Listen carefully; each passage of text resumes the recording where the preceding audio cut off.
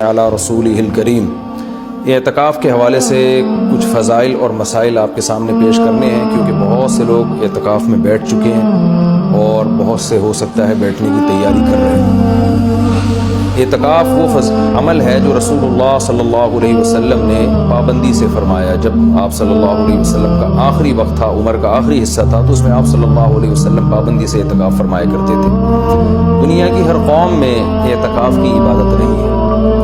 جو بت پرست لوگ ہوتے تھے وہ فَنَظَلُّ لَهَا عَاكِفِينَ، قرآن کہتا ہے کہ وہ بھی بتوں کے سامنے جو ہے وہ ادب سے اور اس خاص قسم کی حیت بنا کے بیٹھ جایا کرتے تھے۔ تو جب اسلام دنیا میں آیا تو اسلام نے ہمیں بتایا کہ ہم نے اگر عبادت کے لیے اپنے آپ کو باؤنڈ کرنا ہے تو ہم صرف اللہ کے لیے کر سکتے ہیں اپنے آپ کو باؤنڈ، اور وہ بھی مسجد کے اندر۔ تو نبی صلی اللہ علیہ وسلم نے مسجد میں اعتکاف فرمایا۔ اس وقت سے لے کے آج تک امت آپ صلی اللہ علیہ وسلم کے اس عمل کو فالو کر رہی ہے۔ اس کی فضیلت کیا ہے؟ رسول اللہ صلی اللہ علیہ وسلم نے فرمایا ایک دن کا اعتکاف، بشرطے کے اخلاص کے ساتھ ہو، ایک دن کا اعتکاف آپ نے فرمایا انسان کو جہنم کی آگ سے ایسے دور کر دیتا ہے جیسے زمین اور آسمان کا جیسے فاصلہ ہے۔ تو اس عبادت کا بنیادی مقصد یہ ہے کہ انسان پورے سال دنیا کے کاموں میں مشغول رہتا ہے، وہ سال میں کچھ دن اللہ کے لیے نکالے۔ جیسے کوئی شخص ہجرت کرتا ہے، اللہ کے لیے اپنے گھر بار کو چھوڑتا ہے، تو معتکف بھی ایک نوعیت کی ہجرت کرتا ہے۔ وہ اپنے بیوی بچوں کو، اپنے اہل و عیال کو، اپنے رشتہ داروں کو چھوڑ چھاڑ کے اللہ کی گھر میں اور مسجد میں آ کے وہ پڑ جاتا ہے۔ تو اللہ کو یہ عمل بہت محبوب لگتا ہے کہ اتنی مصروفیتوں میں جب لوگ دنیا کی گہما گہمیوں میں مبتلا ہیں، کوئی شخص میری خاطر سب کچھ چھوڑ چھاڑ کے میرے گھر میں آ کے پڑ جاتا ہے کہ اللہ جب تک تو مجھے معاف نہیں کرے گا، جب تک تو مجھے سیدھے راستے پہ چلنے کی توفیق نہیں عطا فرمائے گا، گویا میں تیرا در چھوڑوں گا نہیں۔ تو اللہ کو یہ عمل بہت محبوب ہے، اور پچھلی امتوں میں بھی کسی نہ کسی درجے میں یہ عمل مختلف شکلوں میں مشروع رہا ہے۔ آپ صلی اللہ علیہ وسلم نے اس کی فضیلت بھی بیان کی، اور فقہاء کرام نے قرآن و سنت ہی سے اعتکاف کے مسائل بھی نکالے۔ تو اعتکاف کی سب سے بڑی فضیلت کیا ہے؟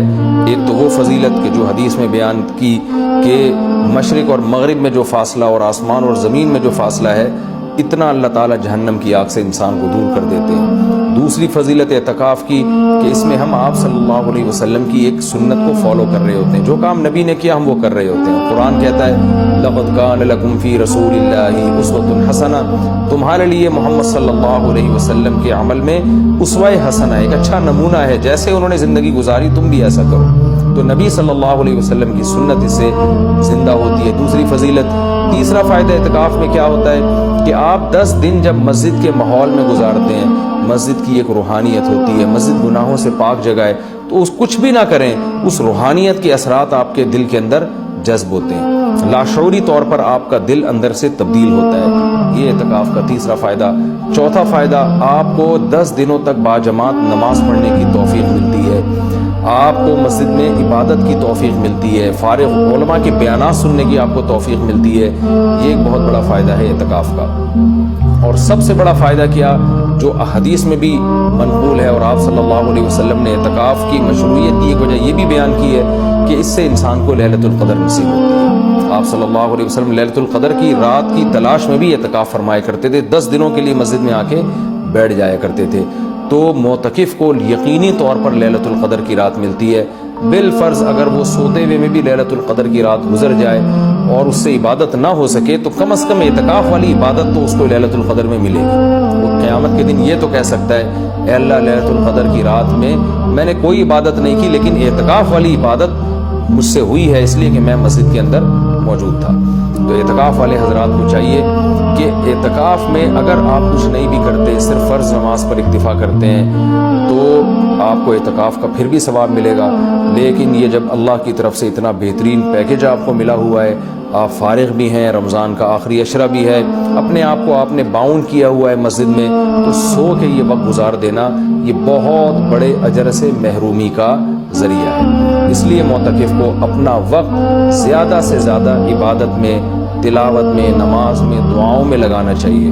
اعتکاف میں انسان کی دعائیں بہت قبول ہوتی ہیں، تو رات کا آخری حصہ بھی ہو اور رمضان کا آخری عشرہ بھی ہو اور اعتکاف کی حالت بھی ہو، نے یعنی دعا کی قبولیت کا اس سے بڑا سبب کوئی ہو نہیں سکتا. تو معتکفین حضرات کو راتوں کے آخری حصے میں دعاؤں کا بہت زیادہ اہتمام کرنا چاہیے.